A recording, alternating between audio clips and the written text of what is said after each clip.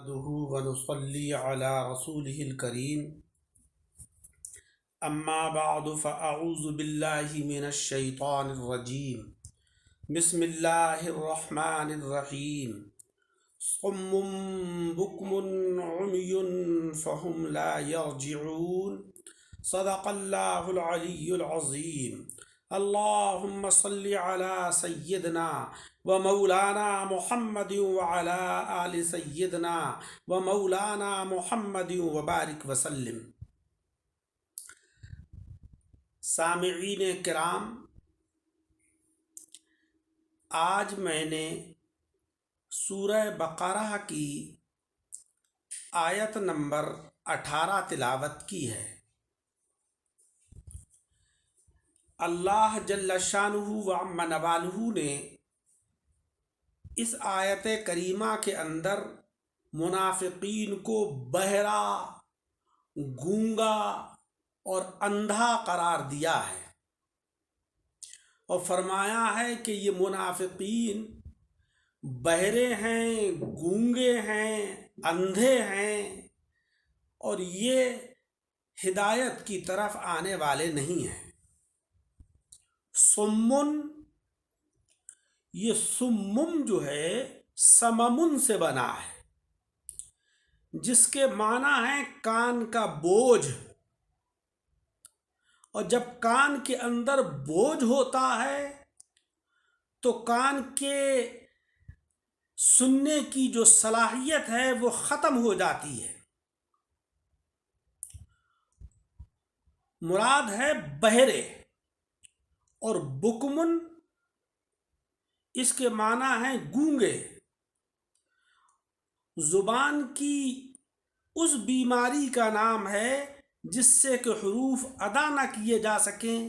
اور اس کی دو قسمیں ہوتی ہیں۔ ایک تو یہ کہ حروف بگڑ کر ادا ہو رہے ہیں، جس کو ہم اردو میں توتلا پن کہتے ہیں، اور عربی کے اندر اس کو عقدۃ اللسان کہتے ہیں۔ اور دوسرا یہ ہے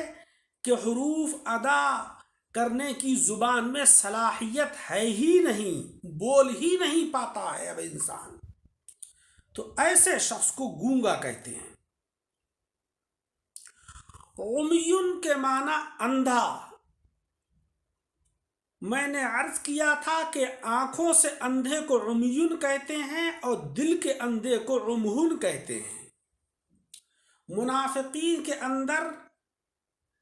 آنکھوں کا بھی اندھا پن ہے اور دل کا بھی اندھا پن ہے، وہ دل سے بھی اندھے اور آنکھوں سے بھی اندھے ہیں۔ جب ان کی یہ حالت ہے تو فہم لا یرجعون، وہ لوٹنے والے نہیں ہیں ہدایت کی طرف۔ حضرات کرام، جناب خاتم النبیین، اشرف المرسلین محمد مصطفیٰ صلی اللہ علیہ وسلم چونکہ ساری کائنات کے لیے اللہ کے رسول بن کر جلوہ گر ہوئے، مولا تبارک و تعالی نے آپ کو باعث تخلیق کائنات بنایا، اور ساری کائنات کا جو پیدا کرنے کا سبب ہے وہ آپ کی ذات گرامی کا ظہور اور جلوہ گری ہے۔ پیارے آقا علیہ الصلاۃ والسلام یہ چاہتے تھے کہ میری یہ دعوت ہر شخص کو پہنچے اور ہر شخص اس کو قبول کر لے۔ اسی لیے امت محمد مصطفیٰ صلی اللہ علیہ وسلم کی دو قسمیں ہو گئیں، ایک امت دعوت اور دوسری امت اجابت۔ آپ علیہ الصلاۃ والسلام کی تعلیمات کو جن لوگوں نے تسلیم کر لیا اس کو امت اجابت کہتے ہیں، اور جنہوں نے تسلیم نہیں کیا، محض دعوت ان کو پہنچی، انہوں نے یا تو انکار کر دیا یا مصلحتاً ظاہری طور پر قبول کر لیا، تو وہ امت دعوت ہی کہلائے گی۔ پیارے آقا علیہ الصلاۃ والسلام اور آپ کے حضرات صحابہ رضی اللہ تعالی عنہم، ان کی یہ خواہش اور آرزو رہتی تھی کہ شاید ہمارے سمجھانے سے یہ ہدایت کی طرف کو آ جائیں اور حقانیت کے اوپر یہ گامزن ہو جائیں، اپنی دنیا بھی صحیح کر لیں اور آخرت کو بھی صحیح کر لیں۔ اور جب وہ ان حضرات کی تعلیمات کو سننے سے انکار کر دیتے، ان کو دیکھتے پہچاننے سے انکار کر دیتے، حق بولنے سے گویا گریز کرتے، تو حضرات صحابہ رضی اللہ تعالی عنہم اور آقا علیہ السلام کو ان کی ان حرکات سے رنج ہوتا تھا۔ اللہ جل شانہ وعم نوالہ نے آپ علیہ السلام اور آپ کے صحابہ کو تسلی اور تشفی دینے کے لیے یہ آیت کریمہ نازل فرمائی اور فرمایا کہ آپ ہرگز رنجیدہ نہ ہوں، آپ کی دعوت میں کوئی کمی نہیں ہے، آپ تو رضائے الہی کے لیے اپنا کام پورا کر رہے ہیں۔ یہی لوگ حقیقت میں بہرے ہیں، یہی لوگ گونگے ہیں، یہی لوگ اندھے ہیں، یہ ہدایت کی طرف کو آنے والے نہیں ہیں۔ حضرات اکرام، منافقین تو آنکھوں سے دیکھتے تھے، ان کو سب کچھ نظر آتا تھا، ان کی آنکھوں کے اندر بصارت موجود تھی، اس کے باوجود اللہ جل شانہ وعم نوالہ نے ان کی آنکھوں کو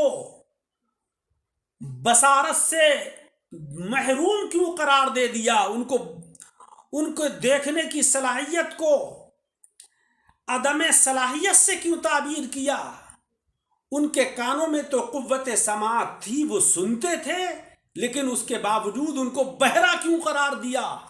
وہ تو بولتے تھے، خوب تقریریں کرتے تھے، خوب باتیں بناتے تھے، دوسروں سے خوب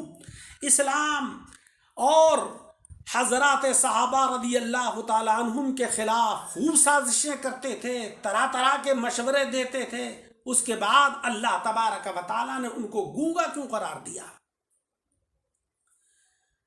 اس آیت کریمہ نے یہ بتایا ہمیں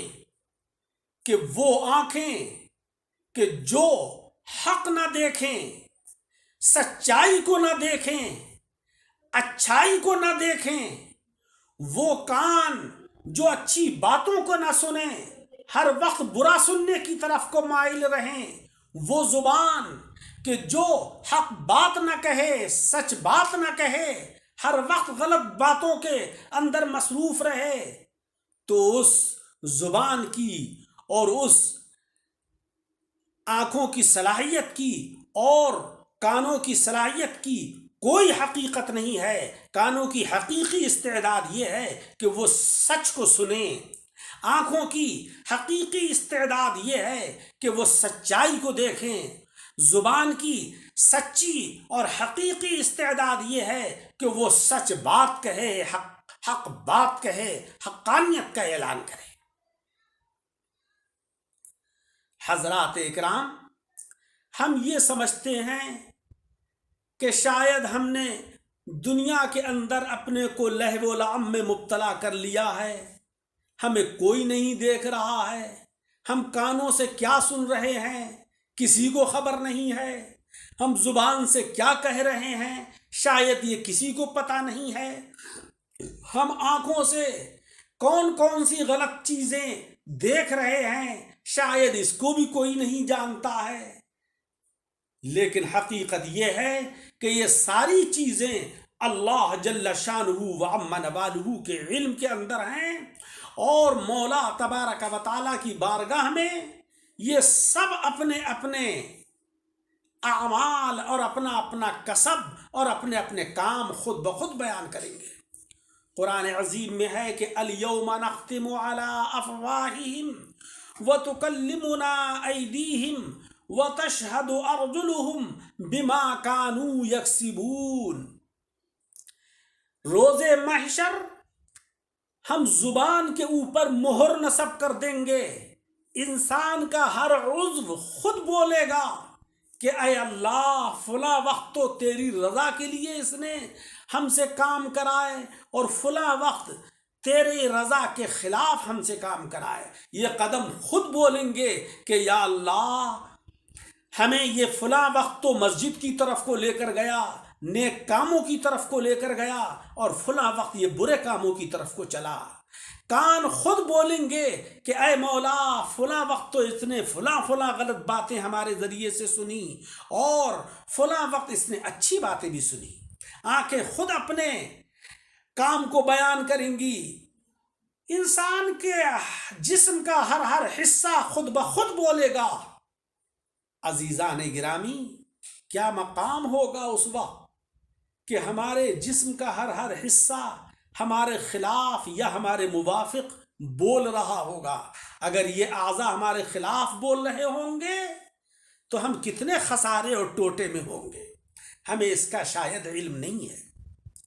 جناب خاتم النبیین اشرف المرسلین محمد مصطفیٰ صلی اللہ علیہ وسلم کی تعلیمات سے ہمیں یہی پتہ چلتا ہے کہ ہم اپنے اعضاء کو اللہ کی رضا اور خوشنودی حاصل کرنے کے لیے استعمال کریں، تاکہ یہ قیامت کے دن ہمارے خلاف گواہی نہ دے سکیں۔ آج جو کیفیت منافقین کی تھی، شاید وہ ہی کیفیت آج ہماری بھی ہے۔ جس طریقے سے منافقین پیارے آقا صلی اللہ علیہ وسلم کی تعلیمات کو سنتے تو تھے مگر حقیقت کی کانوں سے نہیں سنتے تھے، آج ہم بھی ائمہ کرام کے خطبوں کو سنتے ہیں، جلیل القدر علماء کرام کی تقاریر سنتے ہیں، رات بھر سنتے ہیں، پوری رات ہم نعرے بلند کرتے ہیں، لیکن جب فجر کا وقت ہوتا ہے تو پھر مسجدیں مرثیہ خواہ ہیں کہ نمازی نہ رہے، اور اگر کچھ نہ کچھ نمازی پہنچ بھی گئے مسجد میں تو پھر ان کے لیے یہ مصرع ہے کہ یعنی صاحب اوصاف حجازی نہ رہے۔ حضرات کرام، ہمیں یہ چاہیے کہ ہم مکمل طور پر جناب رسول مکرم صلی اللہ علیہ وسلم کی تعلیمات سے وابستہ ہو جائیں، آپ کی سنتوں کو اپنے لیے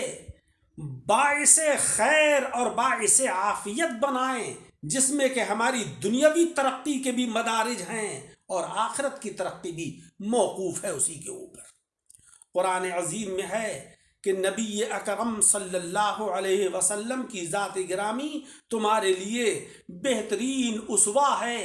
بہترین نمونہ عمل ہے، لہذا کھانے میں، پینے میں، سونے میں، جاگنے میں، چلنے میں، پھرنے میں،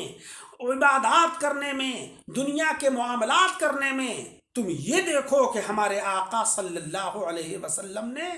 ان معاملات کو کیسے انجام دیا ہے، ہم بھی ویسے ہی انجام دیں تو اللہ تبارک و تعالی بھی ہم سے راضی و خوش، آقا علیہ السلام بھی راضی و خوش، فرشتے بھی راضی ہم سے، کائنات بھی ہم سے راضی۔ اور قرآن عظیم میں بھی یہ ہے کہ فَاذْكُرُونِي أَذْكُرْكُمْ، تم مجھے یاد کرو تو میں تمہیں یاد کروں گا۔ مطلب کیا ہے؟ مطلب یہ ہے کہ جب تم میری طرف کو مکمل طور پر مائل ہو جاؤ گے تو میں اپنی ساری مخلوق کو تمہاری طرف مائل کر دوں گا۔ صُمٌّ بُكْمٌ عُمْيٌ فَهُمْ لَا يَرْجِعُونَ، ان منافقین کے طریقے کے اوپر مت چلو جو سمم بہرے ہیں، بکمن گونگے ہیں، عمیٌ جو اندھے ہیں، فہم لا یرجعون وہ ہدایت کی طرف کو لوٹ کر آنے والے نہیں ہیں۔ اللہ تبارک و تعالی مجھے اور آپ سب حضرات کو اعمال صالحہ کی توفیق عطا فرمائے، آمین۔ وآخر دعوانا ان الحمد للہ رب العالمین۔